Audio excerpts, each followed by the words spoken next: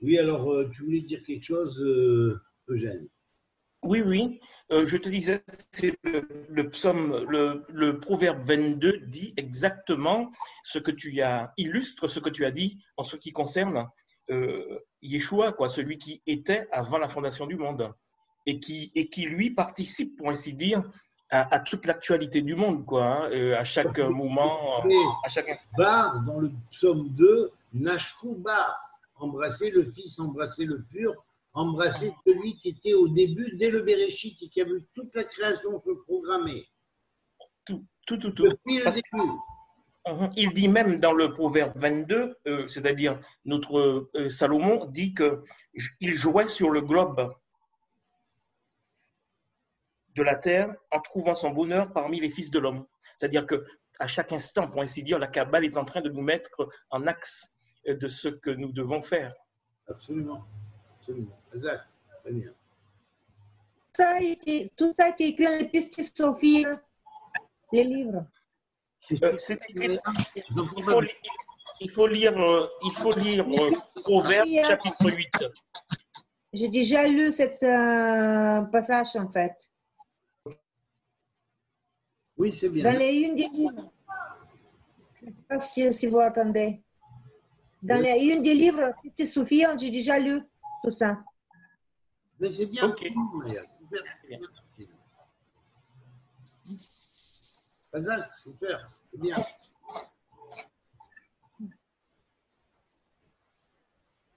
Oui, quelqu'un d'autre a. Oui, merci pour ce cours. Merci pour ce cours magistral. C'est une superbe belle recette, de prière pour mettre en énergie. Maya, ferme ton micro, s'il te plaît. Tu vois pas que ça trouble? Ça fait des tas de bruit autour. Je t'ai fermé pour ça. Possible, ça, franchement. Un peu de discipline quand même. Je m'excuse, mais enfin, un peu de respect pour Richard, il est en train de parler. On entend tous le bruit. Fermez vos micros. Bon, voilà. C'est simple. Même moi, j'ai fermé d'ailleurs. Donc, ce que je voulais dire, c'est que c'est une superbe belle recette que tu nous as enseignée depuis hier puis aujourd'hui pour mettre en énergie toutes les forces de la prière. C'est fantastique, là. C'est magistral. Puis, quand on fera les mantras associés à cette prière-là, mais là, à ce moment-là, là, on va doubler, multiplier par toute cette force-là. On va pouvoir en arriver à neutraliser et à détruire les forces sombres qui veulent détruire l'humanité. C'est par la prière qu'on sera les vainqueurs avec Hachem. Voilà. Amen. Ton micro est fermé, David.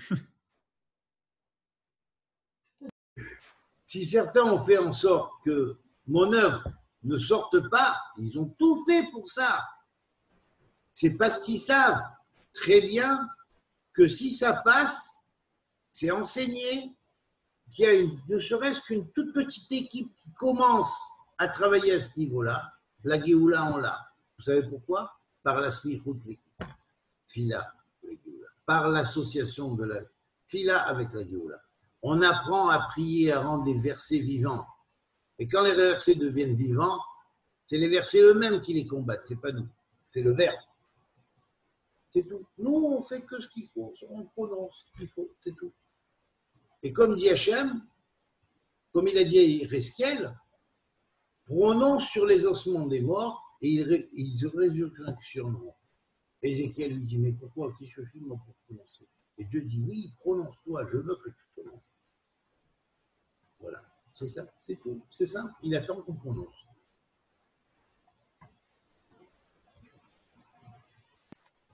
J'ai hâte de faire les mantras, la prière avec les mantras. Absolument, absolument. Là, celui-là, je l'ai déjà mis pratiquement toute la base de l'échafaudage, de comment ça marche. Maintenant, je vais travailler juste avec ces versets-là. je vais les décrypter, les encoder, les labourer, et dès qu'ils seront labourés, ils vont être mis avec les parallèles en fonction du carré de Salomon et en fonction des mêmes 8 carrés de Salomon qui existent, avec chacun 8 fois 15. Et donc, ça travaille sur différents niveaux et toutes les formules vont sortir en cette section-là. Voilà. Et là, automatiquement, Wittgenstein, hein. Voilà. Imaginez-vous qu'à l'époque, quand il récitait la prière des... Tout de suite, Xavier, je te donne la parole. La prière des... Comment ça s'appelle? Des Kohanim. Mais il y avait ceux qui étaient à l'ouest, à l'est, à l'ouest, au sud, au nord. Et quand ils prononçaient chacun les formules qui correspondaient, tout ça, il y avait ceux qui étaient dans les demi-directions. Quand ils faisaient tout cet attroupement autour du Mishkan, c'est le temps qui se mettait en place. C'est le temps qui se corrigeait. C'est les déterminismes décrétés par le karma des humains qui se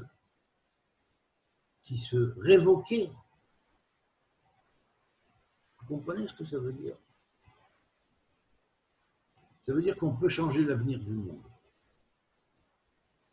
en allant avec l'Éternel, et qu'on ne croit pas que surtout qu'aller vers l'Éternel, c'est simplement « ouais, tu vas aller vers l'Éternel ». Tout le monde va trouver l'Éternel. Il va être persuadé que l'Éternel existe. Mais les gens, ils savent que l'Éternel existe. Déjà, la plupart des gens savent que l'Éternel existe, que Dieu existe. Ceux qui ne sont pas convaincus, la plupart, c'est parce que les autres n'ont rien fait pour les convaincre, en changeant d'attitude, en jetant leur sectarisme. Voilà pourquoi certains se braquent contre la tradition, parce que la tradition a pris une allure de religion, mais pas dans le sens religieux, dans le sens disséqué. Regardez que d'un côté, pas les autres. C'est nous, c'est pas nous. C'est que nous, c'est pas que les autres. Mais non, c'est tous. C'est tous. Et tous ensemble, on va servir Dieu, à notre manière, chacun. Et les uns apprendront des autres. Et c'est comme ça que chacun, on deviendra plus fort. C'est tout. C'est ça la base de la sagesse et de la réalisation divine sur cette terre que Dieu veut. De la paix. C'est tout. La paix viendra automatique. C'est Hachem qui apportera la paix. Excusez-moi, je dois vous laisser, je suis désolé. Excusez-moi. Xavier, au revoir. Au revoir.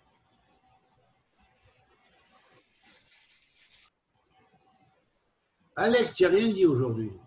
Si, je t'écoute, c'est très intéressant. Je voulais revenir sur un petit point, le mot émet. Le mot émet, oui. Tu as la même vérité, hein. Tu as la même lettre que le mot atome. Aleph, Bet, Mem. Oui. Donc, pour revenir à la vie, la matière, c'est de l'atome, finalement. Donc, nous-mêmes, on est de l'énergie. C'est vrai. L'énergie et de la conscience. C'est vrai. Mais atome, en fait, atome s'écrit avec un tête, pas avec un table. Après, je peux pas, moi, je sais pas parler l'hébreu. Pas... Non, peu importe. Non, c'est pas grave. C'est pas grave parce que le tête et le table sont la même formule, comment dirais-je, linguistique. C'est-à-dire que ce sont des lettres qui sont permutables l'une par l'autre parce qu'elles appartiennent au système d'étalnate, c'est-à-dire aux lettres linguales. Donc, un tête peut se changer par un table. Phonétique. Donc, ça veut dire que rien n'est stable non plus. Effectivement. Toujours en mouvement. Et c'est une des raisons pour laquelle le tête, qui est le premier T, si on pourrait dire dans l'alphabet hébraïque, et le deuxième T, c'est le tav, il y a une légère variation de prononciation, mais quand il écrit tête, Tu écris tête tav, le tête, en rempli. C'est tête tav. Alors que le tav, c'est pas tav tête, c'est tav vav, ou tav yud vav, ou tav aleph vav. Il y a 3 manières de l'écrire. Quand tu écris tav vav, c'est un signe. En même temps, ça peut être une note de musique.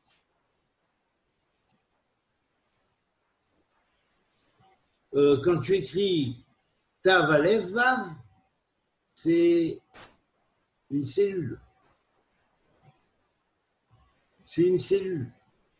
C'est des cellules sur toutes les directions du corps, dans les 6 extrémités du corps. Des cellules. Tau, ça peut être aussi un chromosome, la base d'un chromosome, une base chromosomique. Alors que quand tu écris Tav Yud Vav, c'est le Tav Yud Vav, c'est le Tav, si tu veux, c'est le grade 400 et qui va servir de base à tout le cercle. Parce que les 400 grades, ils rentrent en parallèle exact avec les 360 degrés du zodiaque. Et certes, le Yud, c'est un point, mais c'est un point que tu peux étendre. Il part de la circonférence au point ou du point à la circonférence. Et tu as un Vav dans le Tav qui, lui, va symboliser le rayon. Donc, quand il y a le rayon, le centre et l'extension du centre jusqu'à la circonférence, tu as tout le cercle avec ses 360 degrés.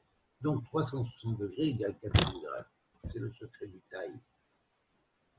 C'est le pi 314, le Tchadai.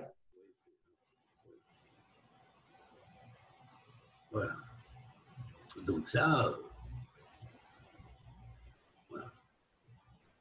Razak Alex. Merci à toi. Très bien. Merci David, hein, je dois partir. Oui, vas-y Eugène. Merci, à demain. Question tout à l'heure. Est-ce Au que revoir. l'autre a une autre question intéressante à soulever ou pour voir? Ah, pardon. Non, allô. Est-ce que quelqu'un d'autre a une autre question à soulever? Sur le secret du temps par rapport aux 48 minutes dans les 24 heures, Oui. elles sont propres à chaque personne et après à chaque jour, j'imagine, ça change. 24 minutes égale 24 minutes et l'équivalent de une minute dans l'heure. Donc 2 fois 24 minutes, 48 pour 48 minutes, sont l'équivalent de 2 minutes dans l'heure. Ah, donc on a 2 minutes dans l'heure, on n'a pas 48 heures d'affilée, 48 Non, minutes, on a 2 minutes dans l'heure, mais qui changent. les émotions. Les Oui, émotions d'accord. émotionnelles. Mais pour changer une action, qui est une action qu'on est déterminé à vouloir faire, et qui des fois n'est pas forcément positive, on a sur un espace d'une journée 48 heures où on peut changer la chose. Et tout le monde, c'est une des raisons d'ailleurs pour laquelle on a dit la nuit porte conseil. C'est pour ça que les prières de la nuit, elles sont importantes. Absolument. Et souvent, la zone se trouve dans la zone nuit par rapport à l'individu selon où il vit. D'accord, donc c'est même pas par rapport à Khatsot alors. Non, pas forcément Khatsot, mais c'est durant la nuit, durant la période de nuit, dans les 12 heures de nuit, il y a les 48 minutes de la journée totale, qui représentent les 2/72e de la journée totale. C'est là que l'état de conscience peut se renforcer et qu'un individu peut changer une action qu'il voulait faire, qui n'était pas une bonne action, par exemple, la réviser et y échapper.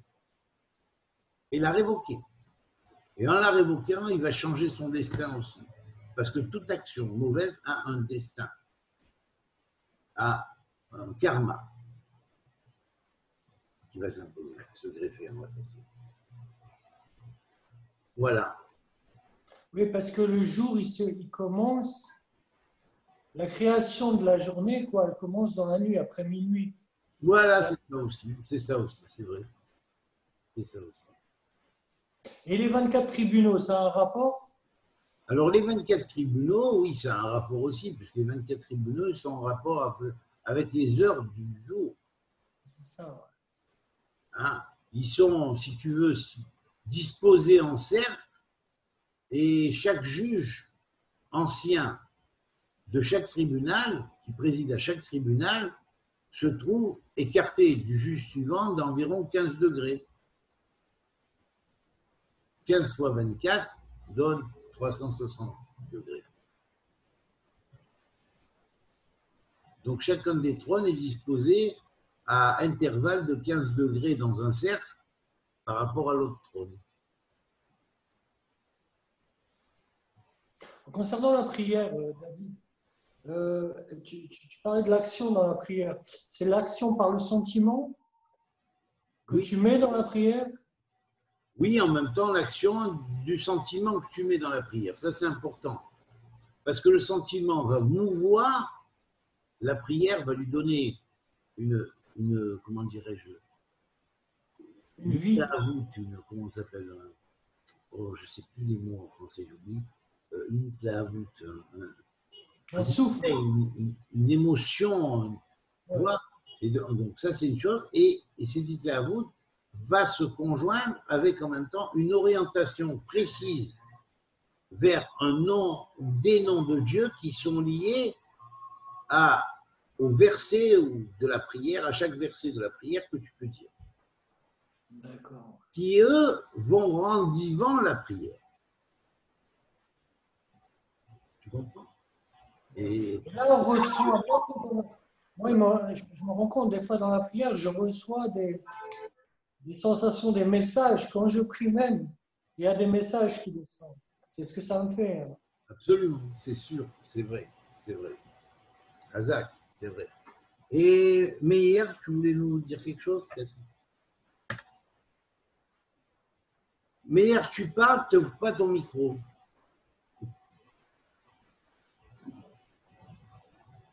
Non, ah bon, je vais te l'ouvrir, là, parce que... Non, je ne peux pas te l'ouvrir, Meir, ouvre ton micro toi-même. Voilà. Je disais que pour moi, ce sont des choses qui sont totalement nouvelles. Donc, j'écoute. Je suis plus dans l'écoute. Très bien, Hazak, c'est bien. On dit que l'oreille est la forme d'un fœtus. Et chaque point de l'oreille correspond à une des formes de base dans le fœtus qui a donné par la suite l'organe correspondant quand le fœtus était replié dans le sein maternel. Donc, on soigne par l'auriculothérapie.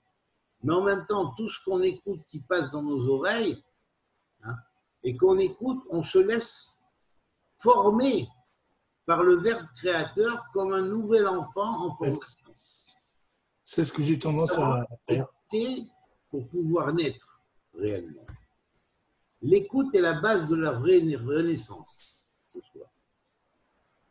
J'avais beaucoup de choses à dire et souvent beaucoup de choses à dire parce que je recevais et tout quand j'étais à l'école de mon maître, mais très souvent, je me disais non, il faut que je mette un frein à ma parole et que j'apprenne à travailler mon oreille parce que c'est en écoutant que je vais me laisser former. Et quand je me laissais former, je comprendrais mieux même ce que je croyais avoir compris de ce que j'avais cru avoir compris dans un premier temps.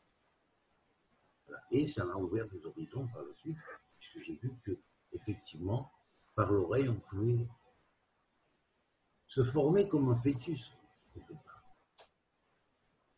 dans le monde du verbe. Et mon maître m'a bien formé, au prochain. Ce n'est pas forcément le cas de ceux qui ont été à Yeshiva et qui ont abandonné pour d'autres chitotes, qui ne valaient pas moins, qui ne valaient pas plus, croyez-moi. Pardon, pas qui ne valaient pas moins, mais qui ne valaient pas plus. Certainement pas plus. Concernant, David, s'il te plaît, concernant le Yud c'est un point. C'est la 10e lettre de l'alphabet hébraïque. Oui. Hein? Le Yud, ça veut dire juif, Yud. Oui, c'est Yud, c'est juif. Yehuda, c'est juif. Donc, c'est ça. si tu réfléchis bien, c'est Le Yud est en formation. Hein. Ce n'est pas le point juif, bien que Rabbi Nachman a appelé ça le point juif. Mais moi, je dis, il a appelé ça le point juif parce qu'on était dans la galoute. Mais à l'origine, c'est le point Israël. Puisqu'on dit bien que quand on sortira de la galoute, toutes les nations deviendront Israël. Donc, c'est clair, ce n'est pas le point juif, parce que le point juif, ça fait très sectaire. Mais quand je dis le point de base de la vérité d'Israël, qui est Yachar, droit avec Dieu, c'est baser la base de la rectitude dans la formation de ce point qui permet la base de la rectitude vis-à-vis du Créateur, qui permet le développement des âmes dans l'intégrité. Et le développement de la parole aussi, parce que c'est du point qui crée. Quand tu fais le point pour écrire le A, le B, tout démarre d'un point. Même, il paraît même que la création elle-même, c'est un point qui s'étend. Absolument. Et c'est la raison pour laquelle le Yud est la base de formation de toutes les autres lettres. Donc en tant que Yud, c'est le Yud de Israël.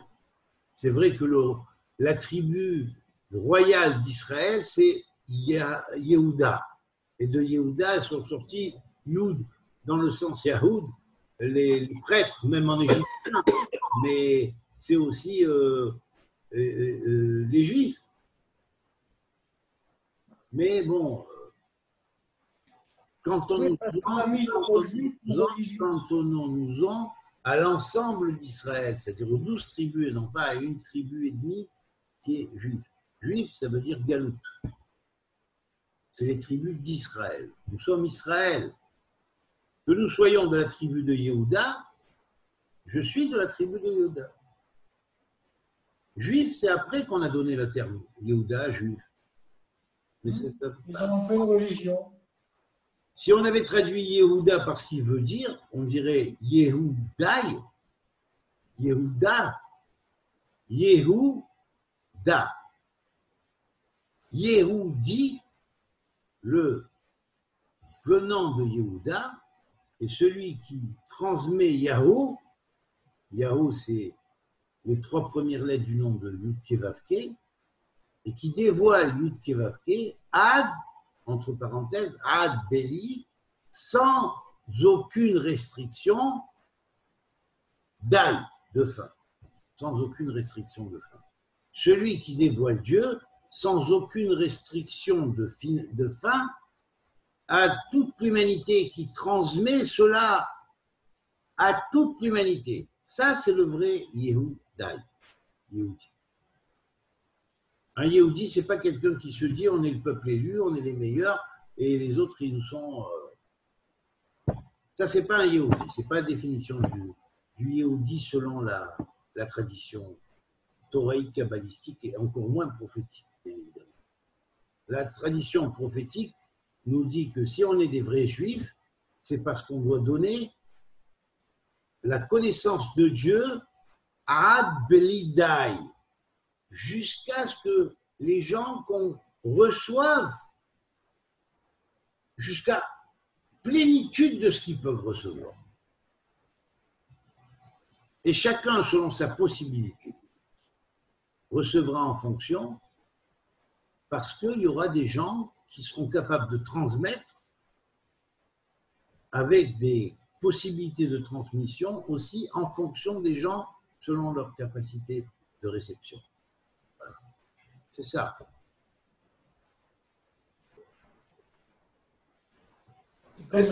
Est-ce que alors on peut schématiser, je dis bien schématiser, la différence qu'il y a entre quand le terme être en exil, c'est-à-dire être à plusieurs points, oui, avec l'angle de la vision. La vision, quand on est sur Terre, on n'a qu'une vision limitée des choses. Et quand on veut avoir une vision globale, on est obligé de s'élever vers le ciel, c'est-à-dire vers Hachem, pour avoir une vision de l'angle global. Ce n'est pas de l'angle global, Non, je veux dire une vision totale. Voilà. La vision totale, c'est la totalité des degrés du cercle, les 360 degrés. C'est une vision à 360 degrés. C'est pas une Donc à ce moment-là, quand il y a une vision à 3 degrés, c'est pas ça. Quand il y a une vision globale du cercle, à ce moment-là, on devient Israël. Voilà, c'est ça.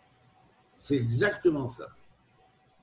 C'est un peu comme le char céleste qui a les yeux un peu tout autour, quoi. Et regardez, je vais vous montrer maintenant dans Yachar, qui est la racine qui veut dire droit de Israël, comment la définition, je vais vous la développer dans les lettres en minouï. Vous prenez le Yud. Yud, c'est Yud 10. Maintenant, je vais l'écrire en milouï, Vav Dalet. Vav Dalet, on pourrait dire E4, 10 et 4. Alors, en fait, le E de E4, qui permet de faire la conjonction avec le 4, en plus des 10, c'est le Vav qui fait 6. Donc, en fait, 10, 6, 4. 6 plus 4 font 10 aussi. Pour dire que le 4, qui émane du 10 de Yod lui-même, eh bien, font 10 aussi. Pourtant, on voit que le Yod est une lettre toute petite, fermée, comme une espèce de cercle avec un petit point de spirale qui à peine, une petite coda en haut et une petite coda en bas. Oui. Donc, ce qui permet de voir, en fait, comme dans le Yud, dans le cercle, le cercle du yin et du yang, mais simplement le yin et le yang avec un petit coda en haut et une petite coda en bas qui permet de montrer que ça tourne en spirale et ça s'agrandit sans cesse. De cercle en cercle. Donc ça, c'est le Yud. Maintenant, le Vav va représenter l'extension dans les 6 directions de l'espace. On a le point qui tourne, comme ça, à l'infini, en spirale, et on a une extension dans les 6 directions. Haut, bas, est, ouest, sud et nord. Et enfin, on a le Dalet, qui est la porte, pour te dire que sur chaque direction de l'espace, tu peux avoir à franchir une porte. Et que les portes, elles sont partout, dans toutes les directions de l'espace. Voilà la raison pour laquelle une galaxie a une force spiralée en forme de Yud, et presque toutes les galaxies sont basées sur la forme du Yud. Donc, ça veut dire quoi? Ça veut dire qu'il y a des portes dans tous les points de l'espace, dans la galaxie, dans le haut, dans le bas, dans l'est, dans l'ouest, dans le sud et dans le nord. Les mondes parallèles. Les mondes parallèles qu'on crée avec l'action, avec la parole, avec les sentiments. Et... Exactement. Donc ça, c'est le Yud dans son développement. La valeur numérique totale, c'est 20. 20, on sait que c'est la valeur numérique de Haya. Ça a été. Tout ce qui a été est tout dans le Yud. Et pourtant, le Yud est la base on pourrait dire, grammatical, marquant le futur. Le Yihye, le futur, c'est-à-dire, commence par Yud. Pour nous dire que le Yud, ça définit soit l'appartenance, par exemple, Annie, mon jeu à moi. J'appelle ça mon livre, ça c'est un livre, je dis mon livre, Sifri, il y a un Yud à la fin. Ça, c'est un jeu de cartes, hein, bon, on va prendre ça, on va prendre la bouteille, c'est Bakbouki, ma bouteille. Donc il y a un Yud à la fin qui signifie l'appartenance. Mais cette même appartenance qui m'appartient apparemment à moi, qu'on trouve en finale dans tout objet appartenant à qui que ce soit, grammaticalement, et défini comme tel, appartient en réalité à Dieu parce que Dieu commence l'éternel par le Yud Ke Vav Ke. Le Yud là, il est en premier. Ça veut dire quoi? Ça veut dire que ce que tu crois qui t'appartient à toi en finalité, à l'origine, ça vient de Dieu. Donc cette boucle-là, que je crois être ma bouteille, c'est ma bouteille, mais avant tout, c'est une bouteille que lui m'a donnée. Il a créé les matériaux qui ont permis de faire la bouteille, qui plus tard, moi, je l'ai achetée, et c'est devenu ma bouteille. Mais c'est un prêt dans le monde de Dieu que Dieu nous fait. Pareil de toute chose qui nous appartient. quand Rabbi Yoshua ben Yosef disait il faut rendre à César ce qui est à César et à Dieu ce qui est à Dieu, certains ont compris qu'il faut rendre à César ce qui est à César, le monde matériel, et à Dieu ce qui est à Dieu, le monde spirituel. À partir de là, ils ont dit il y a le diable et le monde matériel, il y a Dieu et le monde spirituel, mais il n'y a pas le diable et Dieu seulement. Les deux mondes appartiennent à l'éternel. L'autre, c'est un sous-fifre de sous-fifre. C'est un sous-fifre de sous-fifre. Pour soumettre la matière, il ne faut pas en être dépendant. Sinon, on est soumis à elle. Absolument. Donc là, par exemple, quand on dira que tout lui appartient et que c'est un prêt, même notre être est un prêt. Voilà pourquoi notre moi se dit Anochi ou Ani. Si on dit Ani, moi je, eh bien le Yud que j'ai à la fin me définit à moi, je, qui m'appartient à mon moi. Et ton moi ne t'appartient pas, il appartient à lui. Vous voyez ? Voilà pourquoi le Yud est la base du futur, du Yéhié, du futur. Et donc, effectivement, le Yud, en tant que base du futur, nous montre la base et l'avenir du futur de toute chose qui est extension spirale à travers les 4 directions de l'espace et dans les ouvertures des portes de l'espace pour aboutir à d'autres points. C'est toute la genèse symbolique de la structure.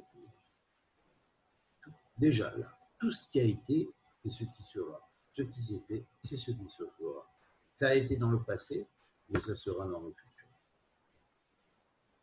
Donc, pardon David, hein, juste 2 minutes. Regarde ce qui est beau avec le Yud, c'est quand le Christ il dit je suis l'alpha et l'oméga, le début et la fin, en grec. Hein. Mais c'est le Yud qui crée l'alpha, qui crée le 1, et à la fin, quand l'oméga se termine, ça finira obligatoirement par un point. C'est logique. Absolument. L'alpha et l'oméga sont symboliques du Yud en évolution perpétuelle. Alors maintenant, on va prendre ici maintenant le Shin. Alors le Shin, il s'écrit Shin Yud Nun. Shin c'est 300, Yud c'est 10 et Nun c'est 50. 300 plus 10 sur 5 plus 50 égale. À nous, j'attends une réponse. 360. 360, c'est quoi? Ça nous rappelle quoi? Le cercle. Le cercle. Voilà, le nombre des degrés du cercle. Donc, quand on a le Shin, on a la base du nombre des degrés du cercle. Donc, quand on a le Yud, on a d'abord le point, mais un point qui évolue en spirale dans toutes les 6 directions de l'espace. Hein, et à chaque point de direction de l'espace, dans toutes les galaxies existantes dans tout l'espace, il y a des portes ouvertes sur chacune des directions, et ces portes-là, ce sont les portes du ciel. Effectivement, la lettre qui suit, c'est le Shin, qui est l'initiale même de Char, les portes, et de Esser, 10. Toutes les portes passent par les 10 sphirotes, d'abord par le Yud même du développement Yod, Yod Vav Dalet. Avant tout. Et puis ensuite, vont se répandre sur tous les degrés du cercle, mais ce cercle va devenir en volume dans la sphère. Et donc là, maintenant, on est dans une vision plus ou moins macrocosmique. Mais dans cette vision macrocosmique de l'espace qu'on a, on va y mettre le temps, parce qu'on est 360 degrés du zodiaque, et là, on va voir là le passage des planètes dans les degrés du zodiaque et des différents corps célestes qui va nous signifier la marche du temps.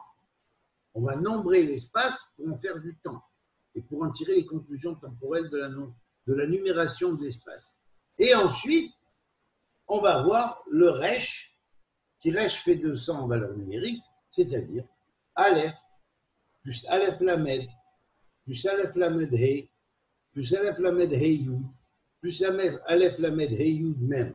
Et nous avons donc le Aleph de Elohim, le Aleph Lamed de Elohim, le Aleph Lamed He de Elohim, les 3 premières lettres, le Aleph Lamed He Yud de Elohim, qui sont les 4 premières lettres, et en fait le Aleph Lamed He Yud même de Elohim, qui sont les 5 lettres, et qui ont 120 permutations. Soit 15 multiplié par 8. David, Voilà pourquoi le Père Salomon est la somme de tout ça, il inclut tout ça. Elohim, c'est un attribut de Dieu c'est un attribut de rigueur. Oui, mais ça, bon, chez les anciens, ça n'a jamais été considéré véritablement comme que de rigueur. Sinon, il n'y aurait eu aucun verset dans le Tanakh qui dirait Adonai, Yud-Kevavke, pardon, l'Éternel, ouh, lui, il est, comme dans l'Ensof, ouh, c'est le nom qu'on appelle l'Ensof, il est appelé Il. Ah, le Elohim. Adonai, l'Éternel, on prononce Adonai pour ne pas dire l'Éternel, en vain, comme ça.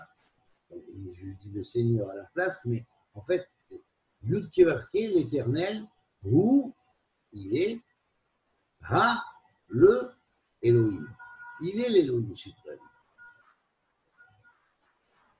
Donc, il n'y a pas de conflit. Sinon, on voudrait dire que l'Éternel, qui est la grâce, pour ceux qui disent oui, Yud-Kevavke gère la bonté, alors que Elohim, c'est la rigueur. Alors, reprenons le verset Tanachique. Reprenons le verset Tanachique. Pour vous dire que c'est une erreur qui s'est faite pendant la Galoute, d'avoir séparé l'Éternel en 2 et d'avoir pris un de ses noms qui est Yud-Kevavke et d'avoir pris l'autre de ses noms qui est Elohim, qui sont un, et d'en avoir fait 2 principes opposés, l'un de bonté, l'autre de rigueur. Alors reprenons maintenant. Adonai, enfin l'Éternel, ou à Elohim, et on le clame chaque Rosh Hashanah, chaque Kippour, Hachem hu à Elohim. Alors, Hachem hu à Elohim, ça veut dire sa bonté, je traduis Yud-Kevavke, l'Éternel par bonté, je vais traduire Elohim par rigueur, et je vais changer. Donc, je vais mettre l'Éternel, lui, il est la rigueur absolue, l'Éternel, lui, il est la rigueur absolue, et où est sa bonté alors? La bonté est devenue la rigueur absolue. Alors, vous êtes des usurpateurs, messieurs. Vous avez utilisé un langage qui est faux et faussé par rapport au Tanakh. Je suis désolé. C'est une erreur de l'exil. Jamais les primordiaux n'ont considéré la chose de cette manière. Vous savez pourquoi? Parce que si certes, il y a un principe dans les noms de Dieu qui est plus lié aux forces de bonté et d'autres aux forces de rigueur, certes, ça existe, mais il y a toujours ce qu'on appelle Machri'a Benatayim, le point d'équilibrage central qui équilibre entre la bonté et la rigueur, et en fait c'est le même Dieu. Mais si on lit à la manière dont ils ont voulu le décrire, Hachem ou Elohim, l'Éternel, lui, il est Dieu, on va traduire par l'Éternel dans sa bonté et totale rigueur. C'est la justice. Il est justice, rigueur. On traduit par rigueur. Pas que justice, on traduit par rigueur. Mais c'est un équilibre aussi. Ouais. On serait miséricordieux, on pourrait Voilà, pas. bon, c'est une erreur de Galoute. Pour moi, c'est une erreur d'interprétation durant la Galoute. Je veux dire, même des kabbalistes ont fait cette erreur. Hein. Ils sont rentrés dedans, hein, mais par rapport au système aussi un petit peu, hein, qui a voulu ça. Donc, ils sont rentrés dans cette... C'est pas une erreur catastrophique, ça peut être corrigé, mis au point. Mais quand on va comparer par rapport au Tanakh et qu'on voit l'ineptie que ça donne, on comprend que c'est une ineptie galoutique. C'est une maladie de la galoute qui nous a fait raisonner comme ça. Grâce à Dieu, nous sommes sortis de la galoute maintenant, il est temps de voir les choses autrement. désolé pour ceux qui veulent rester coincés dans leur antiquité ou pseudo-antiquité, parce que dans l'antiquité, on pensait comme je pense. On ne pensait pas comme ils ont pensé pendant la galoute. Oui, mais alors tu es tout miséricordieux. Comment? Tu es tout miséricordieux comme ça. Ben, bien sûr. Normalement, oui. Normalement. Mais bien sûr, il se présente en face de toi comme une face rigoureuse si tu tiens ta faute dans la main. Du jour que tu dis j'abandonne ma faute, il ne veut pas il veut pas te persécuter. C'est pour ça qu'il faut sortir la lumière des ténèbres. Voilà, c'est ça, exactement. Exactement, exactement. Tu vois, des fois, de discuter, c'est bon. Mais c'est vrai que des fois, quand on fait marcher un petit peu la matière grise, on se rend compte qu'il y a des choses qui sont imposées comme des systèmes, mais qui sont bancales. Et dès que tu fais marcher un petit peu la matière grise, tu t'aperçois qu'il y a un défaut dans le système, là. Alors, ça suffit d'être coincé avec ces erreurs du système. C'est des erreurs qui ont été faites en galoute parce que le peuple juif, dans la galoute, n'avait pas les kélim pour comprendre. Et il n'a peut-être même pas réfléchi sur la question suffisamment. Ils n'y ont même pas pensé. Ils étaient enchaînés, comme on dit. Voilà, je vous retrouve le verset. Hein? Attendez une seconde. Bête ça. Une seconde, je vais le retrouver.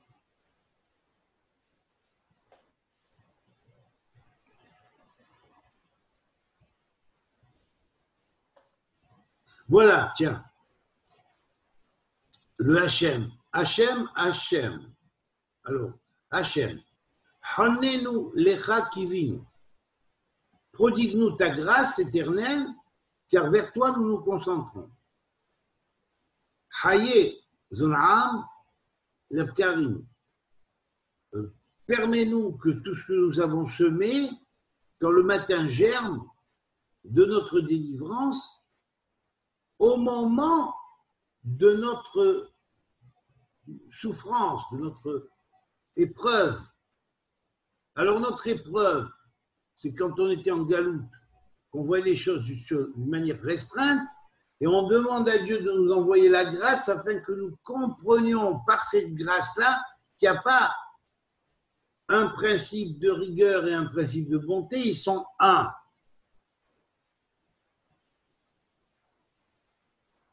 Ils sont un, mais ils ont été trompés par le péché d'Adam et l'arbre de la connaissance du bien et du mal. C'est l'arbre de la connaissance du bien et du mal qui a fait raisonner comme ça. Sortons de l'arbre de la connaissance du bien et du mal, allons vers l'arbre de vie et revoyons les choses d'un sens de Géoula et pas dans un sens de galoute. Et pas dans un sens de paradoxe irrésolvable, insoluble. Hein? On ne pourra jamais trouver la solution, mais au contraire, trouvons la solution initiatique que l'Éternel nous a proposée à la base. Et la base, elle est où? Elle est dans le Tanakh.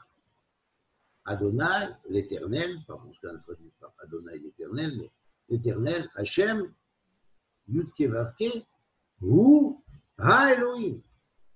Il est Dieu. Tu ne peux pas traduire ça par les pseudo-cabalisations exiliques, hein, ou exilophobes, hein, qu'on a ramené dans l'exil en disant ouais, il y a Hachem et puis il y a Elohim. Hachem, ça représente la bonté et l'autre, ça représente la rigueur. Mais ça veut dire quoi? Il y a deux dieux alors, il n'y a pas un Dieu, il y a deux dieux. Il y a un Dieu de la bonté et un Dieu de la rigueur. Ah non, tu n'y as pas pensé. Ah non, je n'y ai pas pensé. Non. Mais pourtant, quand je vois la rigueur, je la vois comme ça. Quand je vois la bonté, je la vois autrement. Je suis désolé. Or là, le verset te dit Hachem ou Elohim. Alors, je vais retraduire maintenant de la manière dont je l'ai traduit. L'Éternel, c'est la bonté. Elohim, c'est la rigueur. Alors, je vais traduire comme ça. L'Éternel dans sa bonté et Elohim dans sa rigueur. Attention, David, parce que je Eh remarque oui, mais ça crée une discordance. Je suis désolé. Je comprends. Mais quand tu es dans l'arbre de vie, tu vois que même la rigueur, comme dans le yin et le yang, tu as du bien dans du mal et du mal dans du bien. Donc, même la rigueur. Je suis d'accord avec toi. Mais je vais te dire une chose. C'est pas en voulant absolument donner raison à une chose qui a été mal développée, un peu par erreur, qu'en cherchant par force à lui donner raison et à lui trouver une raison, à la fin, tu ne pourras jamais comprendre que c'est autrement et que ce n'est pas comme tu l'avais compris. C'est ça le problème. C'est qu'on est obligé de capituler et de dire non, on croyait avoir compris, mais on a mal compris, parce que si on fait tourner un petit peu notre matière grise, on se rend compte que quand on change les termes, parce qu'on a changé et mis en rapport avec ces termes, la phrase ne veut plus rien dire. Alors continue à l'acclamer à tous les Kippour, hein, et à tous les Rosh Hashanah, ça veut absolument rien dire. C'est tout. Hachem, Hu Elohim. Hu Elohim.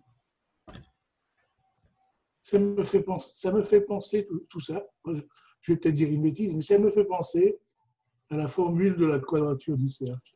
De quoi? Ça me fait penser à la formule de la quadrature du cercle. Ouais. Il y a d'un côté les deux, le cercle et le carré, ont une même surface, ok, mais l'un est plus tiré vers la rigueur, la terre, le carré, qui est la terre, et l'autre qui est tiré vers comment dirais-je, le sens du cercle, qui est le symbole de la pureté, de la totale pureté. Ça me fait penser à ça. Je ne sais pas pourquoi. Tout ce que vous dites, ça me fait penser à cette image-là. Ouais. La quadrature du cercle. Mais là, on n'oppose pas la totale pureté avec le... Non, je ne parle pas d'opposition, moi. Ouais. Je parle de différence qu'il y a entre le cercle et le carré. Et pourtant, ils ont une surface identique. Oui, d'accord. Je comprends ce que tu veux dire. Oui, on pourrait peut-être prendre ce parallèle, mais bon, je ne sais pas, je ne vois pas l'utilité. Moi, je trouve que c'est beaucoup plus simple et que ça accède beaucoup plus rapidement à la voie du centre que de dire Hachem Hu Elohim et qu'il n'y a pas de bonté chez Hachem Kivavke et qu'il n'y a pas que la rigueur chez Elohim. Parce que je vais te dire, si c'était le cas, pourquoi Hachem dit tu m'as mis en colère, ils m'ont mis en colère par le vaudor qu'ils ont fait? C'est pas Elohim qui le dit, c'est Hachem. Alors tu vois que ça ne colle pas, ça ne veut rien dire par rapport au texte. C'est des textes falsifiés qui ont été donnés à la base comme ça et mal interprétés. Et parce qu'il y avait ces mauvais interprétateurs du texte à l'origine, que ça a donné ces définitions kabbalistiques tordues, moi j'appelle. Tu m'excuseras, même si des grands racidimes l'ont utilisé, je m'en tape. Tu comprends ce que ça veut dire que je m'en tape? Parce que si eux, ils ont reçu, moi aussi j'ai reçu. Et je ne vaux pas moins qu'eux, pas plus qu'ils valent plus que moi. C'est tout. On sait, moi je suis tout à fait d'accord avec toi, et que l'Éternel n'est que miséricorde. Par contre, on est dans un monde binaire. Attends. Une seconde. Je prends le livre avec les permutations. Allez, venez. Hein? Mi bara ele. Il revient, Eliyahu Hanavi, de la yeshiva d'en haut, il dit Mi bara ele. J'ai appris le grand mystère d'en haut de Mi bara ele. Par qui il a appris? Par David Lelouch quand il était en haut, qu'il a permis. Il a montré ce livre-là déjà avant. Et il revient à Rabbi Shimon Bar Yochai, il donne juste une permutation. Mi bara ele, c'est Mi ele. Bara, il a créé. Celui qui est le Hélé du monde. Le Hélé va représenter la totalité des rayons du cercle. C'est 36. C'est les 36 décans. Les 36 justes qui reposent sur le monde repose sur eux. Alors, bien sûr que c'est un mystère incontournable qu'il va dévoiler à Eliyahu Hanavi. Eliyahu Hanavi va dévoiler à Rabbi Shimon Bar Yochai. Mais dans le Zohar, il est développé juste en filigrane. Hein. Il y a quoi? Il y a une phrase. Hein. Mais on sait qu'est-ce qu'il y a derrière. Il y a tout ça. Il y a tout ça. Plus les commentaires. Hein. Voilà, les commentaires, ils sont hauts à partir de nous. Bon, on va dire par exemple, hein, on va voir par exemple, tiens, je vais prendre ici.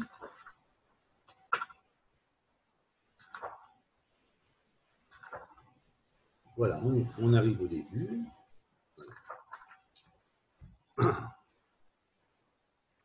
Elohim Melech Emet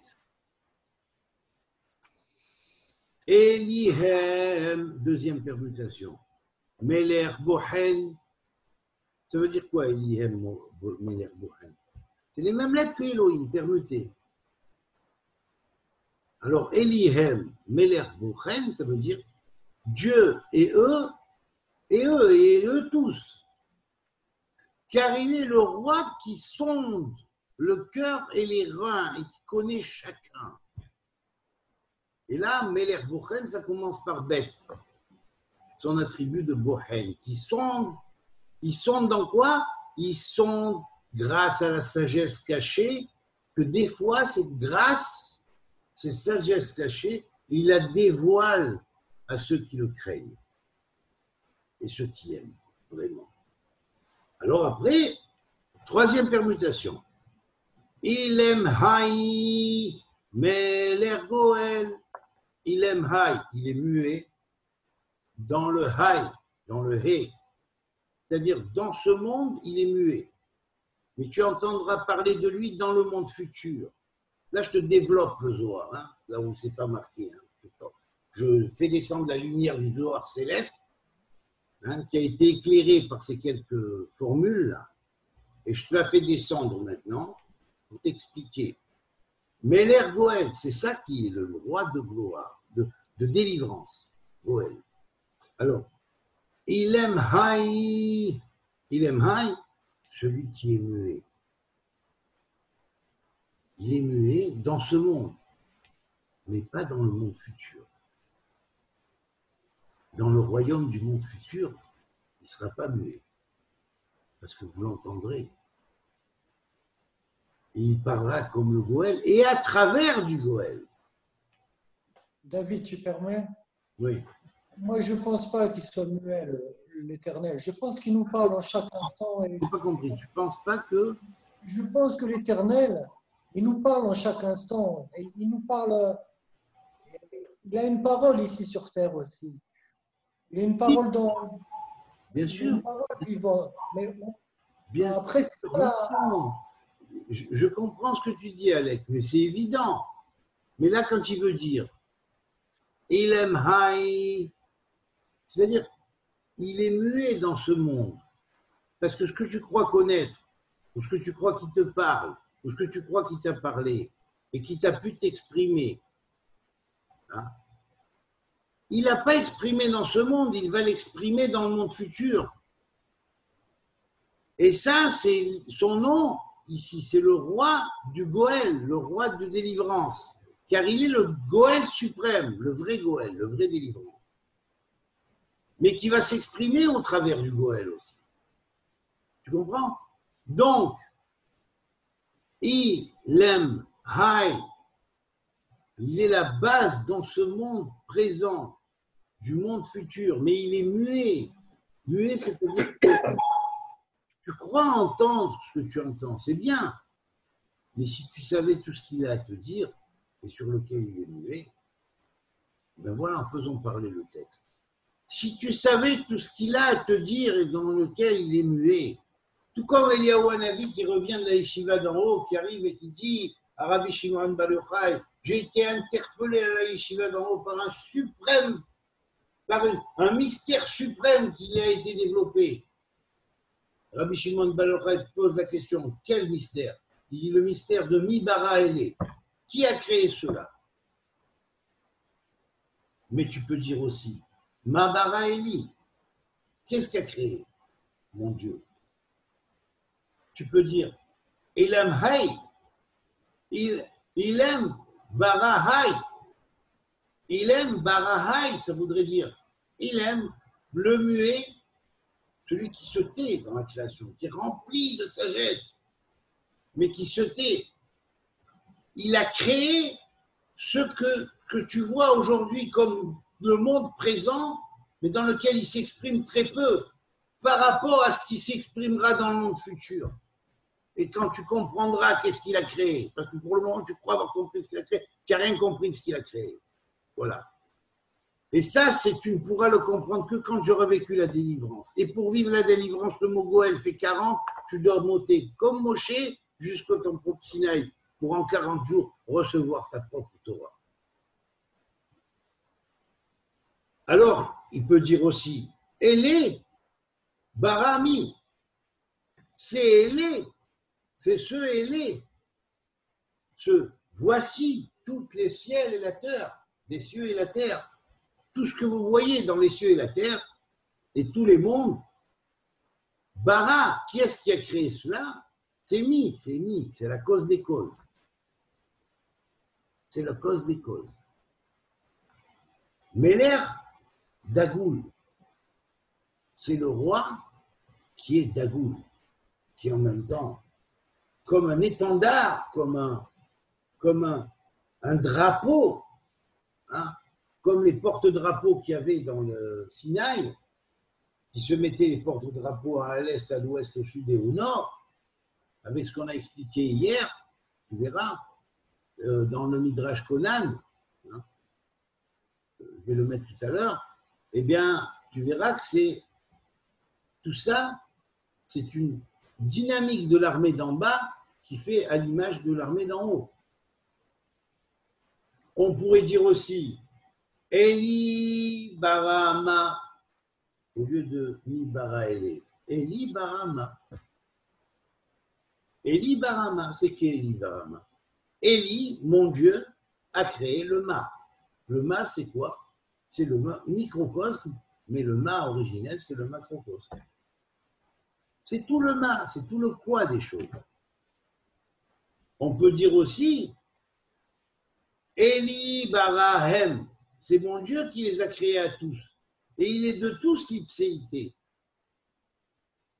Et c'est pourquoi il est Meler Bohen. C'est pour ça qu'il est le roi de Bohen. Qu'en lui, il y a la grâce cachée, et que cette grâce cachée est ce qui permet d'ouverture de comprendre par le sondage du cœur et des reins en chacun qui est quoi. Et quoi est quoi. Alors on va continuer. Par exemple, on va dire Ilem Ya. Ilem Ya. Alors Ilem Ya, c'est la 6e permutation. Ilem Ya. Le muet, Dieu qui se tient muet, qui ne parle pas. Il ne parle pas par le verbe, il ne parle pas par la parole. Il agit directement par l'esprit. On l'appelle Ya, parce qu'il travaille par la marche avant. On l'appelle Ya. Ya, c'est la sagesse suprême. Meler Va'et, il est le roi pour toujours. Et en même temps, le témoin perpétuel de tout ce qui se passe dans l'univers. On est à la lettre 20. Après, on va aller à la lettre Zaïn avec Meler Zocher, le roi qui se souvient. Alors, Ohel Yam, Meler Zocher, Ohel Yam, ça veut dire la tente. Comme ils étaient dans les tentes, dans le désert, c'est le Dieu qu'on trouve sous la tente, dans le désert, qu'on reçoit en fonction de nos dispositions à recevoir, et qu'on peut recevoir de lui, Adiam, l'océan de la sagesse. Et tous les fleuves vont à la mer, mais la mer n'en est jamais remplie. Donc la mer, c'est tout. C'est la source originelle de la sagesse. Par contre, chaque sage, c'est comme un fleuve. Mais il y a l'océan de la sagesse. La reine, Ohel Yam, c'est le nom qui est Meler Zocher, celui qui se souvient. Parce qu'il est l'étente à l'infini d'étendue des eaux, de toutes les connaissances de la sagesse, de tous les fleuves qui vont tous à la mer. Et là, on parle ici d'océan de la connaissance, hein, bien évidemment. Alors, on pourrait dire aussi Ohel bara yam, le Dieu qui est sous la forme d'une tente, comme celle qui abritait Abraham quand les anges sont venus lui annoncer la naissance d'Isaac, comme celle qui nous étaient les enfants d'Israël, que du reste Bilham avait béni toutes les tribus d'Israël. Alors, Ohel Yam, il est la tente de résidence, comme Yaakov, Ishtam, Veyachar, Yoshev, Oalim, il réside sous les tentes, il réside près de Dieu sous les tentes. C'est-à-dire que chacun réside dans la connaissance divine au niveau où il a la capacité de recevoir. Et pourquoi on se met sous une tente? Pour être à l'abri du soleil, de la pluie, excessive, tout ça. Donc on a la tente pour se protéger dans un premier temps et qu'on peut construire partout où on va. C'est un habitacle transportable. Voilà. Alors, Ohel, Bara, Yam. Ohel, cette tente-là où disposition de réception à chacun, selon son plan de compréhension, selon le monde duquel il vient, donc il peut comprendre en fonction de son monde, si c'est un atsilutique, un briatique, un yetziratique, un asiatique. Et dans tout l'océan de la connaissance de tous les mondes, c'est lui qui a créé. Et il a créé l'océan. Et il est Meler Zocher, il est le roi qui se souvient de tout. Et c'est lui qui, en tant que Meler Zocher, rappelle, nous donne à Michael la disposition par son nombre 101 de permettre à ceux qui ont oublié le Meler Zocher de se souvenir du Meler Zocher. Voilà.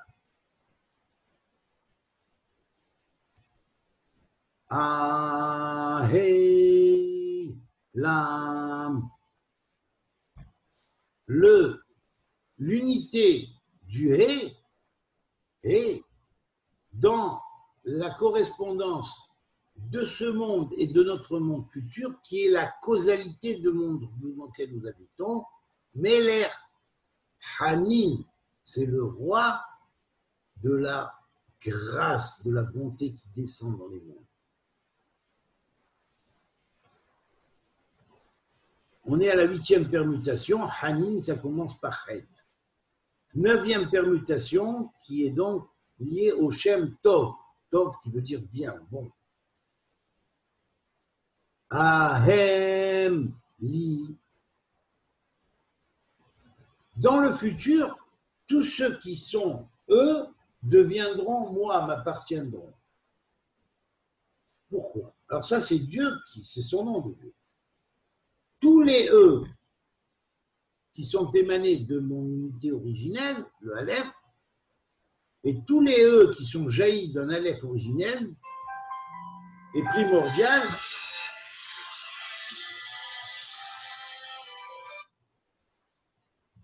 m'appartiendront. Mais nous pouvons interpréter cela aussi comme ça, c'est que tous les eux, comme toi par exemple, Alec, pour nous, nous sommes eux. Pour toi, nous sommes eux.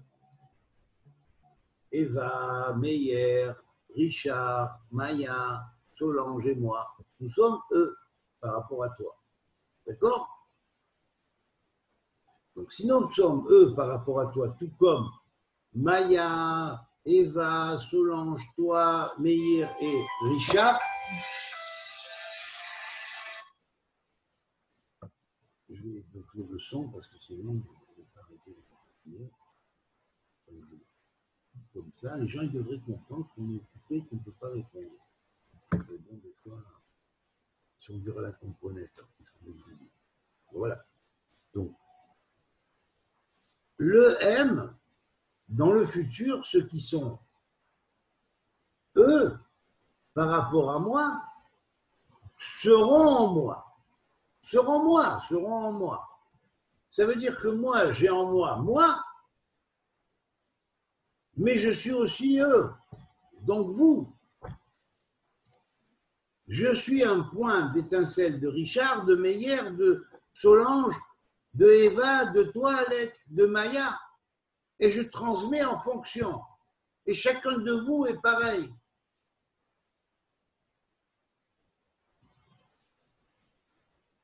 Alors ils deviendront comme ça.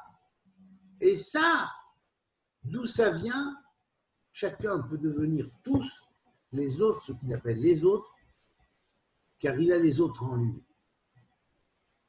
Il est, lui, Dieu, qui est l'essence de cette chose-là, hein, l'essence même du roi de bonté.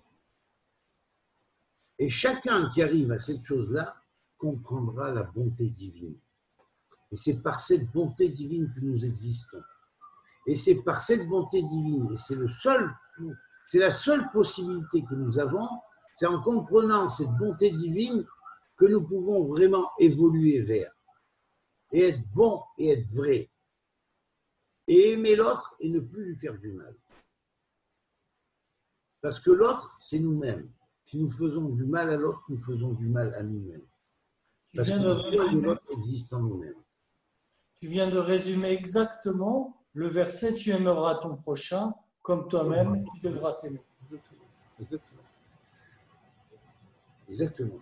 Alors là, Melertov, c'est la 9e permutation, ça commence par un tête. Après, Yud, donc Yechid, Yachid. Dieu, un et unique dans son unicité. Il n'y a pas d'autre unité comparable à la sienne. À ce moment-là, il est Ohel Mi. Il est le Ohel, la tente même de Mi, la cause des causes. Il est la tente de méditation dans laquelle on médite, où on se met sous le couvert et sous les ailes de la tente, hein, qu'il y a quelque chose de divin en soi, et sous cette protection-là, nous nous joignons au Mi. Alors pourquoi ne pas lire Ohel Barami? C'est cette tente-là qui est la base de l'enchaînement de cause à effet qui est parti à partir de la cause des causes. C'est comme si on imaginerait que le Créateur, il est Yehidi, il est unique en soi. Et aucune unité lui est comparable. Pourquoi? Je voulais vous dire pourquoi.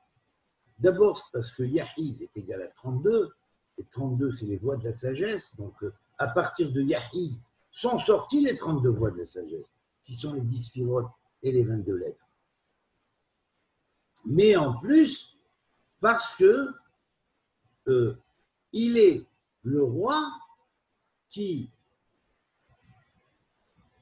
qu'on peut représenter d'une certaine manière comme le méditant suprême sur sa création dans l'infini et qui, en méditant dans sa méditation universelle, a engendré la création qui était en lui, à l'extérieur.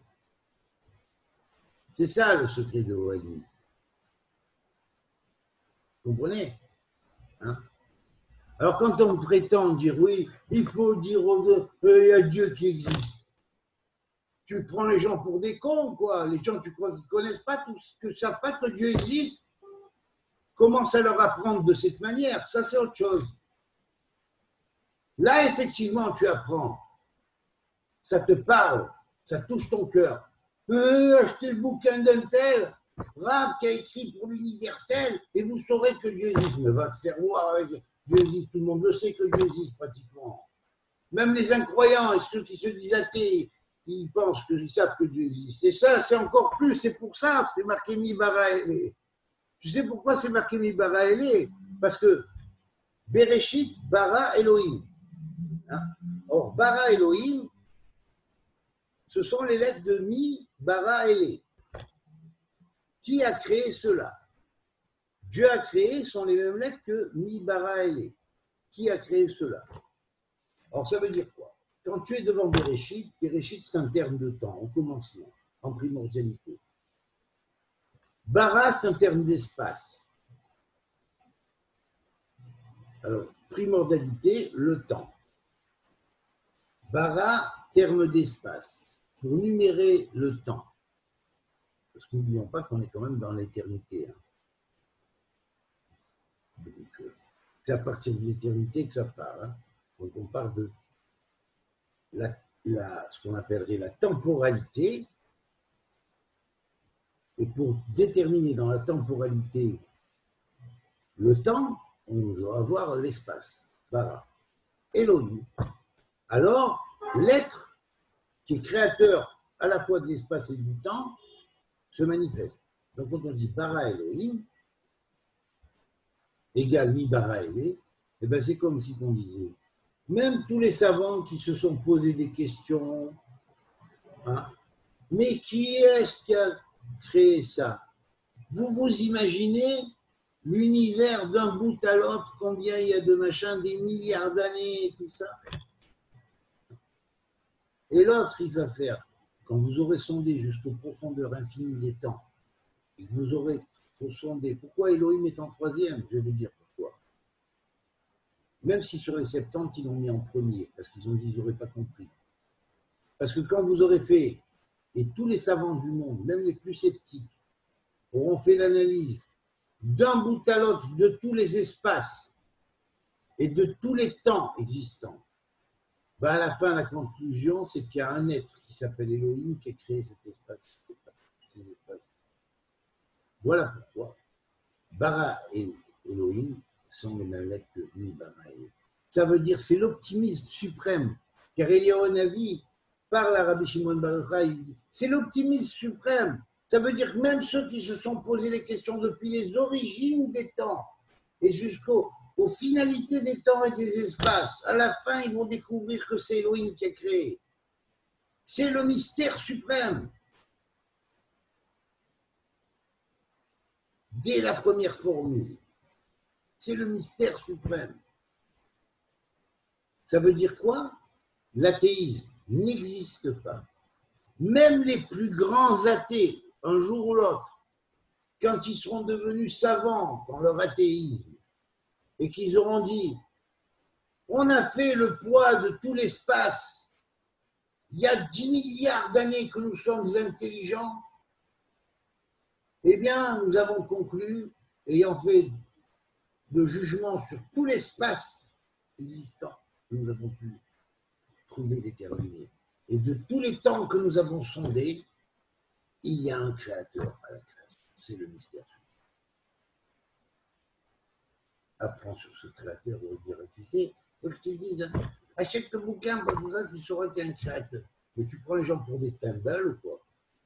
Et tu prends vraiment les gens pour des tumbles. Vous avez pris les gens pour des tumbles. Alors déjà, vous avez pris les autres juifs pour des tumbles, mais vous prenez même les Noachites pour des tumbles. Et parmi eux, il y a des tas de Bnei Israël que vous prenez pour des tumbles.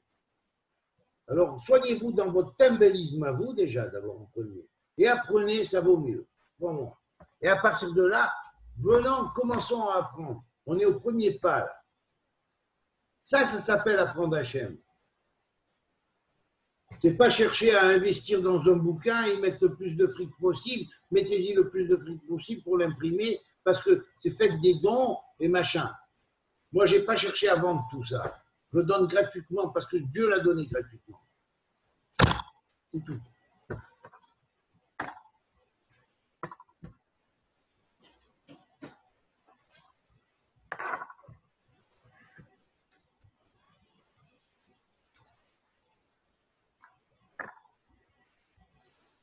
Il est temps de montrer, en ouvrant les yeux aux gens, la différence qu'il y a entre les uns et les autres. Un peu la crainte d'Hachem et dire il y a des points à remettre en cause, et bien ils vont en avoir encore un autre après qui va leur apprendre encore plus. Et quand ils vont se tenir à carreau encore plus, après ils vont commencer à comprendre et à vouloir apprendre. Et arrêter de se dire on est tous des Kohanim. Qu'est-ce que vous êtes tous des Kohanim? Qu'est-ce que vous connaissez de la science des Kohanim? La plupart, ils ne connaissent même pas l'alphabet proto-sinaïtique que Moshe et Aaron, ils apprenaient à la base, et tu veux me faire croire que ceux-là, ils se prennent pour des Kohanim?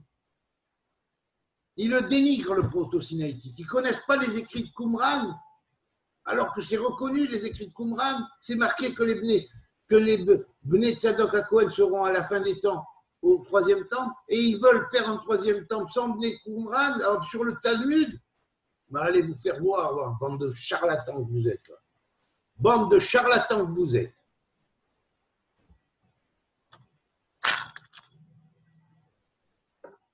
Ils sont là, tu les vois avec leur chapeau, avec leur machin, ils te font les gens. Il n'y a que nous qu'on connaît, on est les représentants du judaïsme, on est les représentants du Dieu sur la terre. On va décréter si toi tu vas être un guerre ou si tu ne vas pas être un guerre, et toi si tu vas être juif ou pas être juif, parce que est-ce que tu étais juif selon ta mère, ou ils sont tes papiers et machin, que tu étais juif selon ton père, mais la Torah dit selon ton père. Alors ferme ta gueule, enseignant de mensonges que tu es, faux prêtre, comme ils disent l'écrit de Qumran. Ah, ça le dérange. Faire venir les écrits qui montrent que c'était des faux prêtres et qu'il y a une fausse prêtrise qui s'est installée. Et donc, la résultante, c'est ce judaïsme d'exil qu'on a eu, qui a disséqué entre Elohim et Hachem, alors que Hachem, où est Elohim? Et où fait 12? C'est le 10e de ces 120 permutations. Et Hachem, Yud-Kivavki, il a 12 permutations. Elohim, il a 120 permutations multipliées par 10.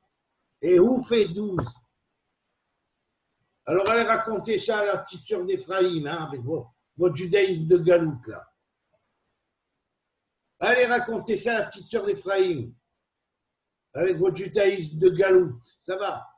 Elle vous croira, la petite sœur d'Éphraïm. Elle est tellement naïve, la pauvre.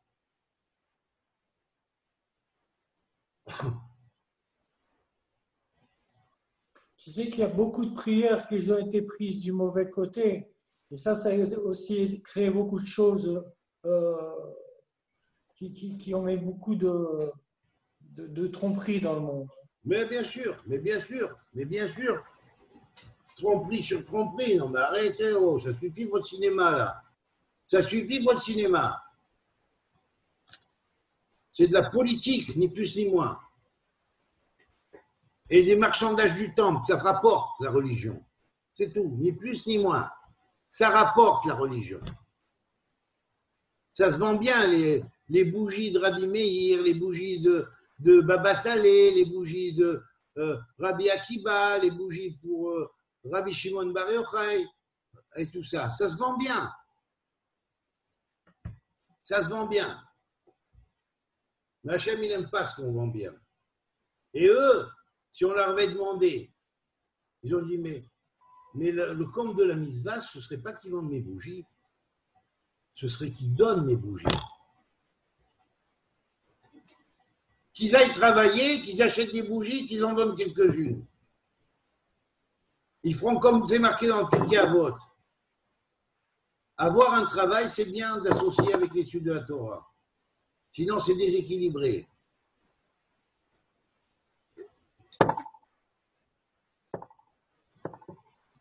Il n'y a que les vrais prêtres dont la fonction était uniquement cela. Et ils avaient une rétribution de la part de tout Israël. Mais vous n'êtes pas des prêtres. Vous êtes des merdes.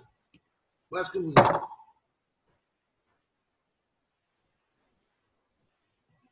Alors quand vous aurez compris que vous êtes des merdes, et ce n'est pas celui que vous avez dit qu'il a toute la merde sur lui, hein, et qui se tape sur la poitrine dans la merde comme ça, et que vous l'aurez compris ça, alors peut-être que vous commencerez à réfléchir vis-à-vis de Dieu et recevoir la réintégration et la véritable Teshuvah et la véritable Géoula.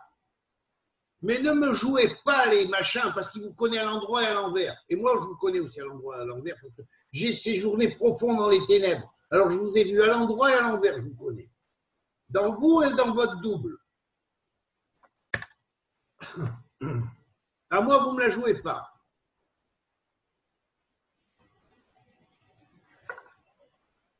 Ah, bien sûr, c'est plus facile hein, de faire comme ils ont fait dans un temple. Mais laisse-le parler, c'est un fou. C'est un fou. Ben, il y a des drôles de fous. Ce fou-là, il a écrit Gog et Magog. Hein. Ce fou-là, en 93, il a écrit Gog et Magog.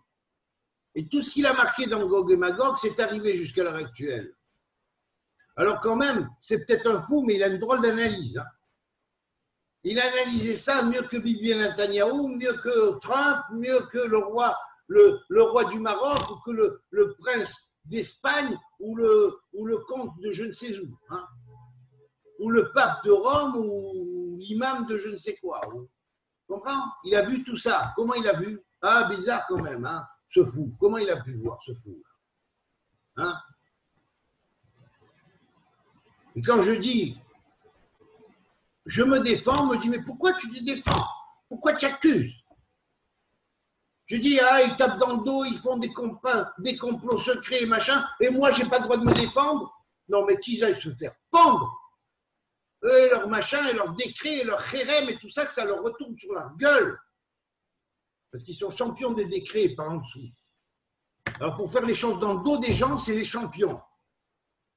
Et quand tu te défends, on te dit, attends, tu fais du lachonara parce que tu critiques. Oui, les gens, ils peuvent éventuellement savoir d'où c'est sorti. Mais allez vous faire voir, j'en ai rien à foutre de vous. Vous êtes des 000. Avant, je vous accordais de l'importance. Maintenant, vous l'avez pour moi. Vous ne valez pas un sou trouvé, c'est tout.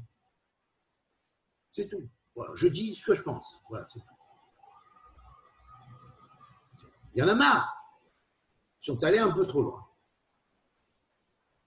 Ils sont allés un peu trop loin. Ils veulent me la jouer à moi.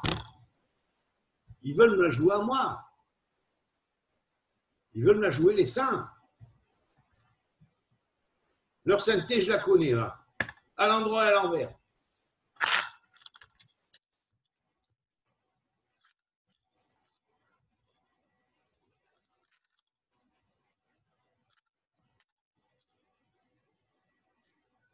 Tu sais, David, en parlant de l'attente, il y a le mot l'attente, il y a aussi l'attente. Donc pour l'Éternel, il n'y a rien de perdu. Le temps, il n'a pas d'importance. Ah ben absolument, absolument. Seules nos actions et ce qu'on crée aussi avec notre conscience. Tu comprends? C'est pour ça les Gilgoul et tout. Oui, mais Alec, je vais mettre une précision sur ce que tu dis. L'attente, c'est à Hachem, c'est vrai. Mais aujourd'hui, comme l'a dit David Ameller, arrête la asot l'Hachem. Il est temps d'agir pour l'Éternel. Lama, pourquoi? La suite de la phrase le dit. Eferu Toratecha. Ils ont inversé ta Torah. Ils ont matérialisé ta Torah. Ils ont couscoussé, bouletté ta Torah. Ils ont tchoulenté, kougelé ta Torah. Pour le couscous tchoulen des Ashkénazes et pour le couscous boulette des Sfarad et pour le kougel tchoulen des Ashkénazes. Okay? Ils ont changé ta Torah. Ils ont dit on est tous des prêtres. Ils sont émanés du faux prêtre de Qumran, d'avant Qumran, qui était à l'époque de Mouré-Sédek. Ils ont conspiré contre le royaume de David qui avait institué les Kohanim Bnei Tzadok et jusqu'à aujourd'hui, ils ne veulent pas parler des écrits de Qumran. Pourquoi ils ne veulent pas en parler? Parce que ça dénonce leur sale faute. Ça dénonce leur merde, leur mérède contre Hachem, leur révolte contre Hachem, leur rupture avec la Brit Elyon. Ils ont brisé la rupture de la Brit Elyon. Alors maintenant, ils essayent de faire un tikkun sur la Brit Tacton, tikkun Brit. Et on te fait de la Torah individuelle à une époque où la terre d'Israël a été redonnée au peuple juif pour construire maintenant une Torah globale. Non, chacun, on veut continuer avec la Torah individuelle. Sans unification. On est tous des prêtres. Chacun sa prêtrise. Vous allez vous faire voir ce que votre prêtrise. Vous allez voir où vous allez aller avec chacun votre prêtrise.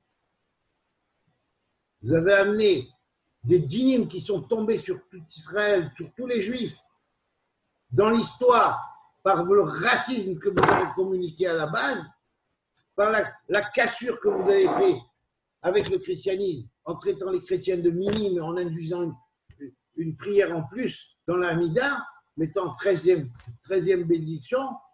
Éloigne de nous les minimes. Les minimes, c'était qui? c'était les chrétiens.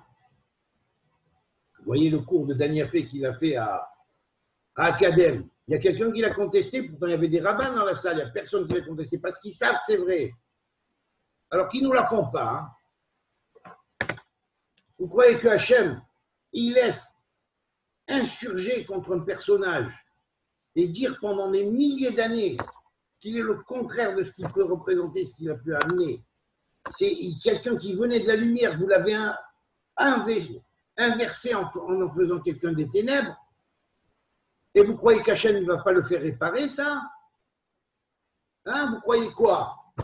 On veut faire notre métier, notre temple, et Hachem, il ne vous fait rien. Pendant 2000 ans, l'autre, il a souffert, hein? Et on ne fait rien. Non.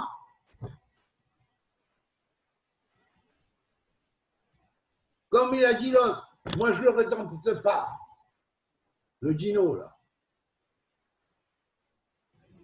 Je suis contre la réintégration d'eux.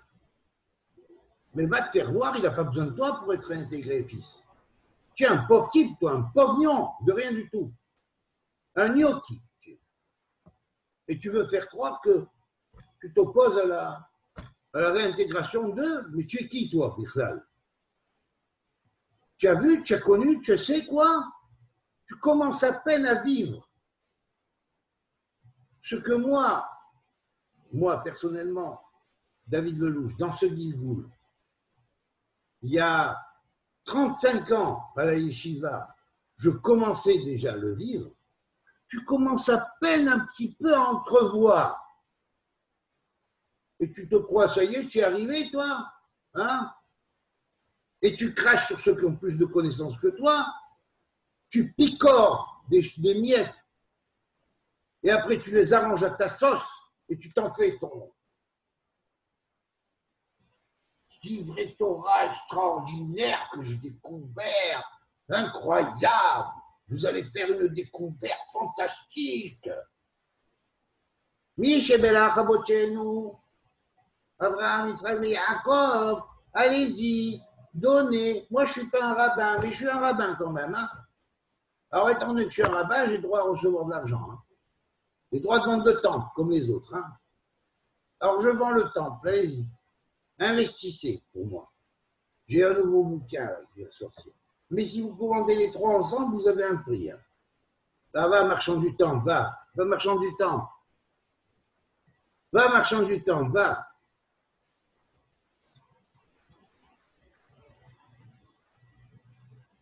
Ahei Mel, 11e permutation. Ahei Mel.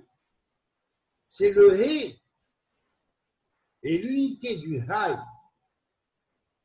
entre le monde futur et le monde présent et le monde futur qui est la base même du remplissage de toute chose. C'est-à-dire que le monde présent va se remplir du monde futur. Et le monde futur va élever en lui le monde présent. Et les deux mondes seront un. Et ils seront un par la puissance de Kébir. Meler Kébir.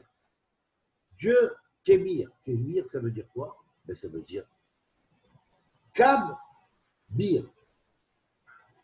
Il est, par les 22 lettres en unité, en Yahad, 22, il est celui qui unifie tous les états d'être de conscience de je suis, dans toutes les spirales. Il est Kébir, pour ça.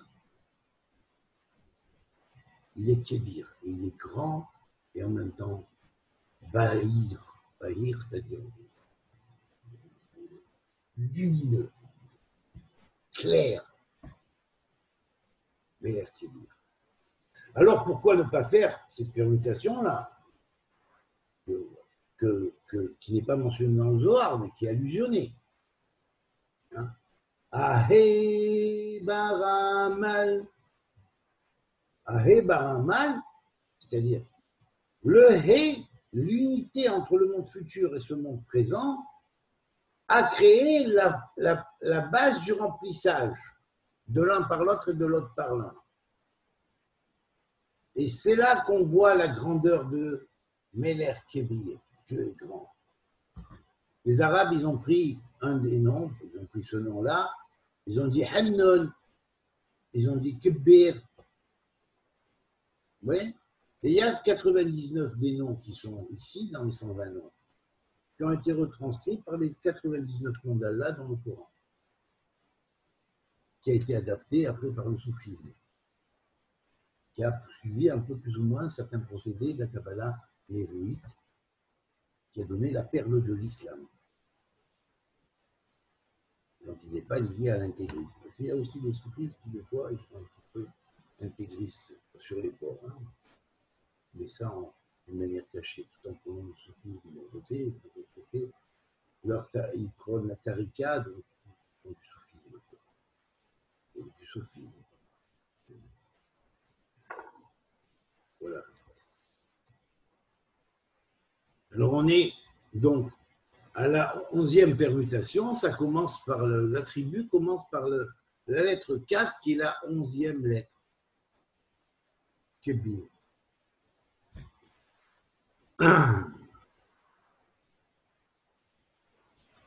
Ahemi.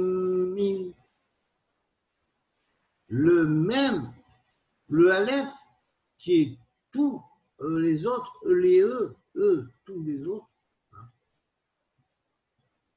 Il est la base du mot qui construit la base du verbe qui permet à la plus petite des lettres de l'alphabet de devenir la plus grande des lettres de l'alphabet, par extension. C'est le Yud de Israël et le Lamed de Israël qui sont les Yud et le Lamed. Et ça, c'est Melech Lovesh. Ça représente pour ça, c'est Melech Lovesh, le roi qui, Lovesh, qui s'habille dans les différents niveaux de compréhension de la divinité dans la création, en fonction des êtres. Alors il va apparaître de telle forme ou sous telle autre, comme c'est décrit dans certains prophètes. Mais bien interprété, après on explique que pourquoi le prophète a vu comme ça, parce qu'à tel moment il y avait tel attribut qui s'élissait, pourquoi après le prophète a vu autrement, parce qu'il a vu un autre attribut qui s'élissait. Et c'est le même Dieu. Alors, bien évidemment, on va la reprendre en formule zoharique telle que Eliyahu Hanavi l'a rapporté à Rabbi Shimon Bar Yochai, mais en lisant le bara au milieu de cette permutation. Et nous avons donc Ahem Barayil, Ahem Barayil, Ahem Barayil, Mi Baraele, Hael Barayil, Melech Lovesh. Et Lovesh, on sait que le malbouche, ou l'habillement dans les différents états de lettres, ontologiques de lettres, se fait par le biais de la Torah. Puisqu'il y a 54 sections dans la Torah et que chaque section contient 7 sous-sections, ou 7 aliyot, on appelle des aliyot, et il y a 378 aliyot. Or, le malbouche fait 378 en valeur numérique, comme Chashmal, qui est le feu céleste, si on pourrait dire. L'électricité, mais pas que l'électricité que nous connaissons. Une autre forme, une électricité dérivée d'une autre lumière, une autre forme d'énergie dérivée d'une autre lumière, supralumineuse. Voilà. Voilà donc, on est à la 12e permutation. La 12e lettre, c'est le Lamed. Le nom d'attribut, c'est Melech Lovesh, le roi qui adopte tous les états de la création et les vêtements en fonction des états de la création. Il n'adopte pas le même habillement quand il se révèle à un ange comme Métatron ou comme Métatron, avec le même habillement qui va se révéler au Baal Shem Tov ou à un Dipachouk ou à un homme simple qui fait sa prière. Il y a l'adaptation. Mais il faut savoir que cette science de l'adaptation, c'est un monde. Puisque dans la Torah, qui contient ces 378 sous-sections dans les 54 grandes sections, il y a 378 sous-sections. Dans ces 378 sous-sections, chacun peut dans l'une d'elles trouver sa lettre dans la Torah, qui va expliquer son tikkun et donner quel est le tikkun que chacun doit accomplir. À ça, ils ne vous l'enseignent pas, les Torah complètes. Hein. Ils ne vous expliquent pas comment ça marche. Ils ne savent pas comment ça marche. Mais c'est des Kohanim quand même. Voilà. Alors, bien sûr que Melech Shobesh est lié à ça. C'est faire un malbouche.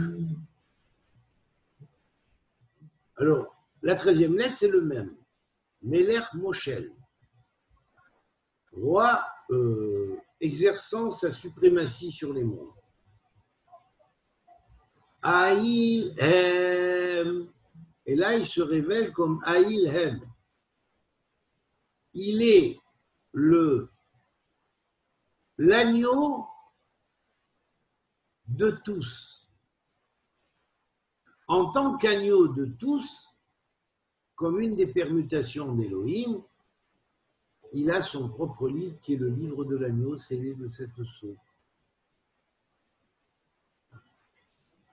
Et il est Melech Moshel, c'est le dieu d'habillement. Bon, néanmoins, on ne fait pas d'image.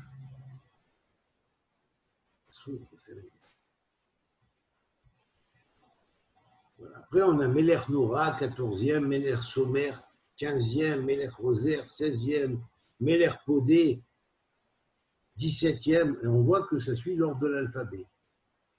Et toutes les permutations suivent les lettres de l'alphabet dans les attributs.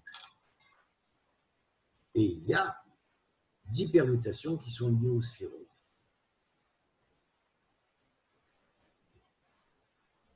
Et il y a 110 permutations, soit 5 fois 22, qui sont liées au visage divin. C'est l'alphabet du long visage, l'alphabet du père, l'alphabet de la mère, l'alphabet du Zéranpin, du petit visage, et l'alphabet du royaume, du Malchut, de la Nukba, de la femelle du royaume. Voilà.